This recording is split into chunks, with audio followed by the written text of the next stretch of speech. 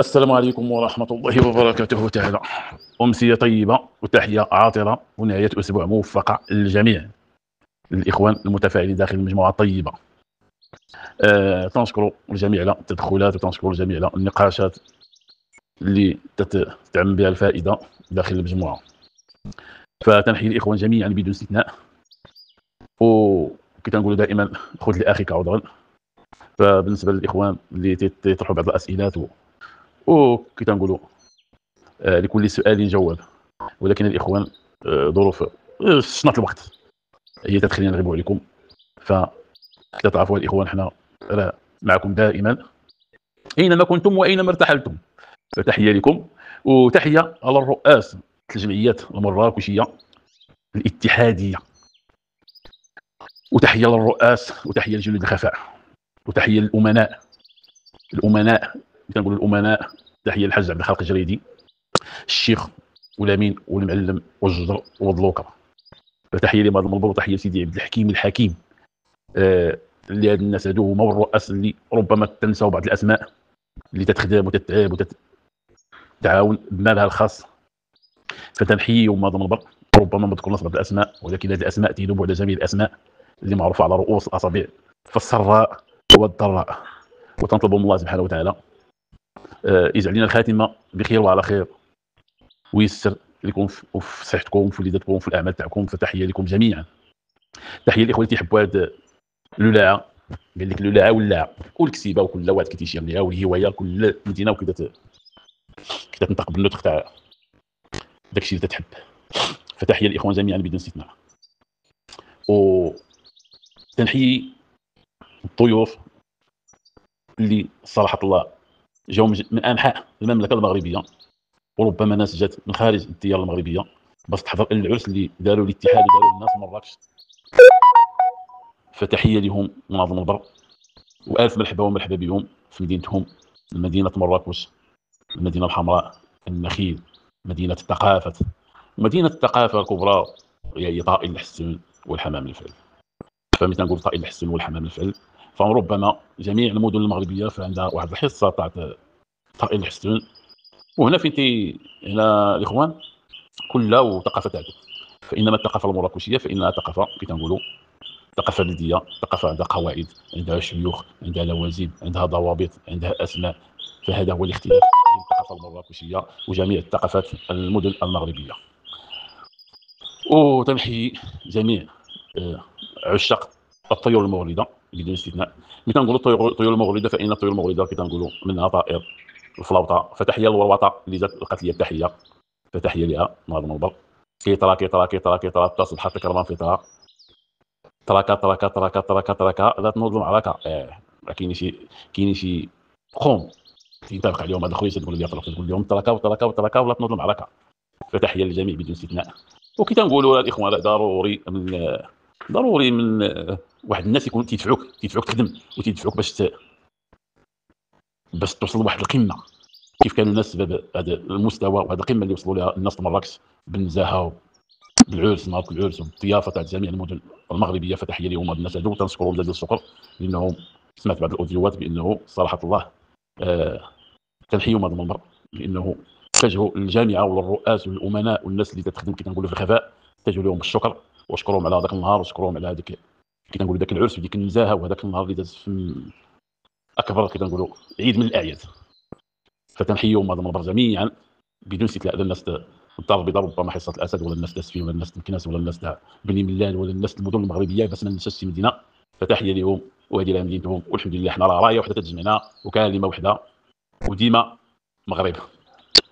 مغرب وتيجمعنا الطائل الحسن، لانه الطائل الحسن كيقول الانسان نحن خلقناكم شعوبا وقبائل لتتعارفوا ان اكرمكم عند الله اتقاكم.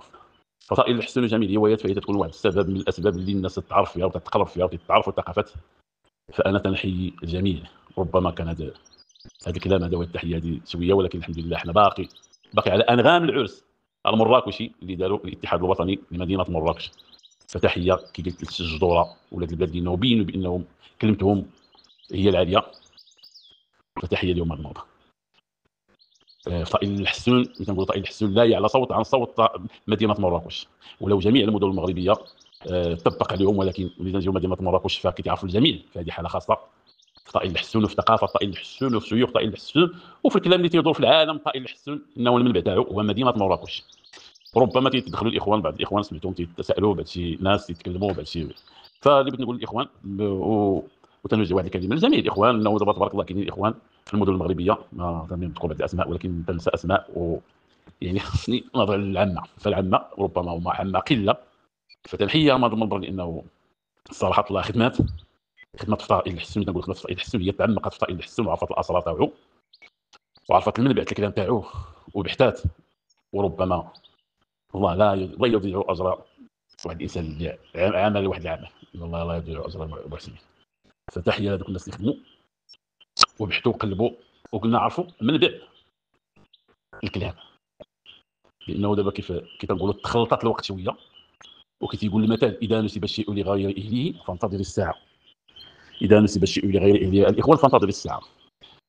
وربما ملي تتولي واحد الكتيبه ولا واحد الكلام ولا واحد النصيحه ولا واحد التدخلات ولا واحد التعليقات فيها تتعلق كي تنقولوا بمصالح وتتعلق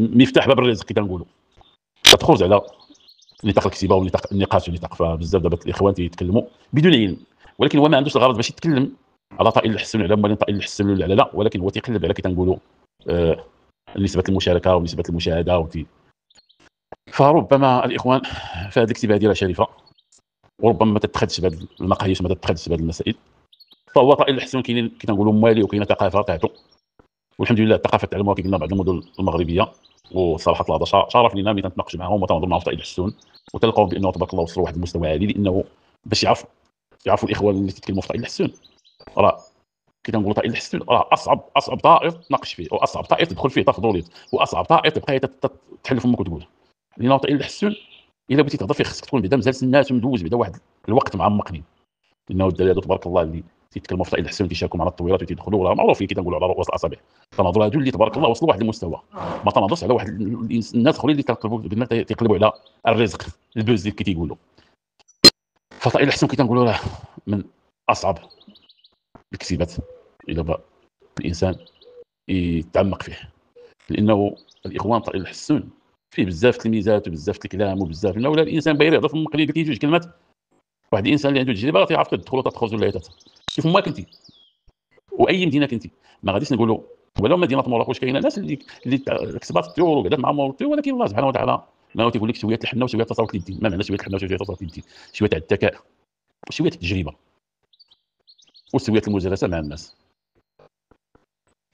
عادي الا بغيتي تفهم طائل الحسون، ما كاين طائل الحسون من اصعب الكلام في الفهم، لهذا بزاف الناس تيخرجوا يتكلموا في التواصل الاجتماعي بدون علم وتيبان للاخوان بانهم مساكن تيدخلوا تيخرجوا ولا هو تيبان عند راسو راه قال كلام وراه طاقه بعض الناس وراه عند راسو هو، ولكن مسكين الناس اللي تفهم تيقولوا الله يستر، والله يستر علينا وعليكم وعلى جميع المسلمين اجمعين.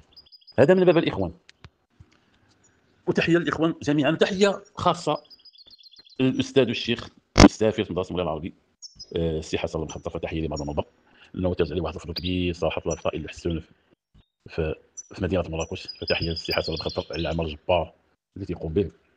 ومن تنقول السي حسن المخطر، السي حسن المخطر تبارك الله عنده تاريخ في مقنين، دوز مقنين سيد مقنين، و تيخلي تاريخه تيخلي طويرته اللي تيهضروا عليه، فتنحيي السي حسن المخطر ماذا نظر صراحه الله قام بواحد العمل جبار في طائل الحسون في مدينه مراكش وفي جميع المدن المغربيه، فتحيه للسي حسن المخطر ماذا نظر، تحيه التقدير والاحترام، فاللي قلنا فيه ما غاديش صراحه الله نكافيو بالعمل الجبار اللي تيقوم به.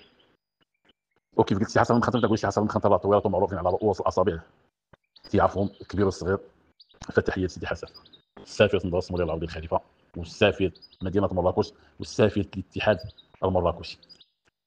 وسمعت بعض الاخوان تيتكلموا على التطويرات اللي في المدن المغربيه، وكيف دائما تنقولوا الاخوان كيف دائما تنقولوا بانه الحمد لله جميع المدن المغربيه فانها غنيه بطائل الحسن، فين ما مشيتي كاين طائل الحسن، المدن المغربيه وخارج المدن المغربيه، وانتم تتصفوا التواصل الاجتماعي الحمد لله راه تيقرب كل شيء. كيف نقولوا التواصل الاجتماعي فيه السلبيات وفيه الايجابيات، فالسلبيات تزيد بالايجابيات اللي قدام، لانه قلتي على الباطل حتى تيعلى السلبيات وتيجي الحق فوق منه تاع الايجابيات. فتحيه لجميع الاخوان اللي تيحبوا طائل الحسن حتى النخاع. فملي تنقولوا طائل الحسن المراكشي والطيور الحسن المغربيه، فهنا كاينه ثقافه تختلف على جميع الثقافات، وهذا الشيء تيعرفوا الكبير والصغير.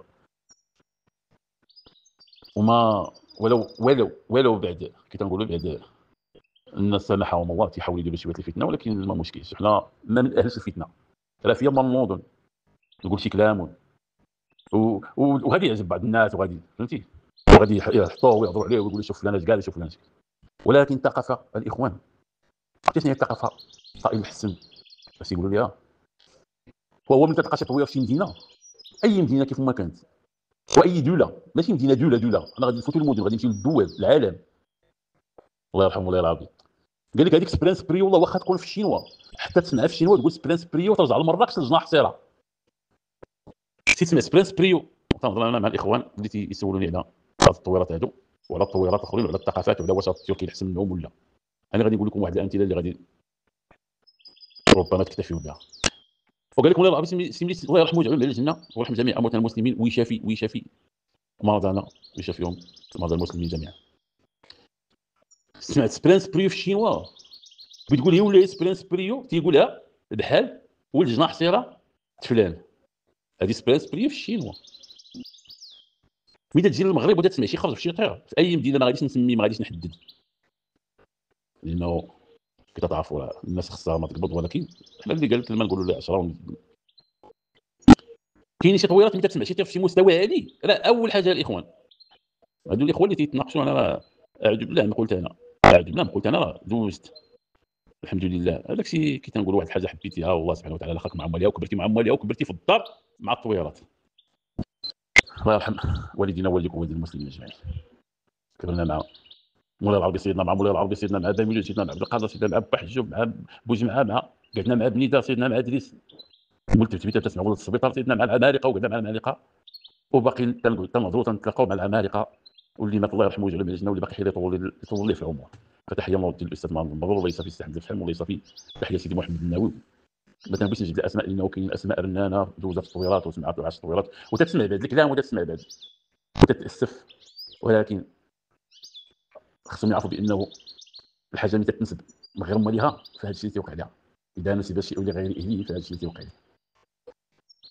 اذا تنسب لشي ناس اللي ما يعرفوليش، هما كاينين الناس تنحيهم هذا المنبر كيف قلت لك فهموا الثقافات وعندهم تطويرات وتشاركوا تطويرات وتبارك الله عليهم، تنحيهم هذا المنبر تطرف عليهم القبعه ودوزوا تطويرات وكسبوا تطويرات. تحيه لهم هذا المنبر، والحضور تاعهم تيكون حضور بقوه في جميع المسابقات في جميع المنصات. ولكن تهضر مع الناس اللي كي قلنا دايره هذا الشيء، تتهضر في هذا الشيء وتدخل في هذا الشيء وتدير في هذا الشيء في التواصل الاجتماعي من اجل تنقولوا من اجل الله يكون في العوان، الله يكون في العوان الانسان، الله يكون في العوان. حنا ما تنلوموش شي حد، ولكن الله يكون في عون الجميع. الانسان تيبين ياكل خبيز وكل كيتقلب عليه. حنا ما غاديش نقولوا شي كلمه لانه كاين اصدقاء تاعنا وكاين اصحابنا ومن بيسنا بعض الناس اللي شي لانه يا ما عرفوكش. فاحنا تحيه للجميع. الانسان تيبي يتناقش ولا تيبي يتكلم يحط نقاط على الحروف ويحترم بعض الاشخاص ويحترم بعض الناس. هذا الشيء اللي تنقولوا الاخوه. رجعوا للطيور والتغريد الطيور. من الناس هالمره كداروا واحد الثقافه وكتنقولوا سماو الخرجات وسماو لوكار وسماو التعاد سلام. انه حنا في الطفوله كانوا بزاف الناس تيجيو من بزاف المدن سبحان الله العظيم ما عمر شي واحد هضر شي ثقافه ولا هذه ولا هذه، بالعكس كانوا ملي تنهضروا على المراكش يهضروا على الطيور كانوا تيتصنتوا. ولكن كي تنقولوا تيتبدل الجيل الجيل وعرفتوا الاجيال. كاين الجيل اللي تيحشم وتيطبى مع ناس تيحشموا، وكاين الجيل اللي تيطبى مع ناس الله يهدي ما خلق. ما غاديش نقول شي كلمه غادي نقول الله، ولكن الانسان كي تيهضر وكيتيخرج وكذا غادي يبان لك المربي من اللي ما مربي. وهذا ماشي تنهضروا على هاد الناس. كاين هاد الناس اتفق معاك الناس ما في مراكش للاسف، ولكن مشاكل ما تمثل لهم. كي تنقول مسكين قرب التليفون وتيضرب به بغى يترزق على الله، الله يسهل عليه. واخا هو مسكين يحلف فمو ما عرف اش يقول، هو بغى شحال المشاهده وكذا، الله يسهل عليه مسكين. الله يعاونك سير وليدي، الله يعاونك والله يهديك.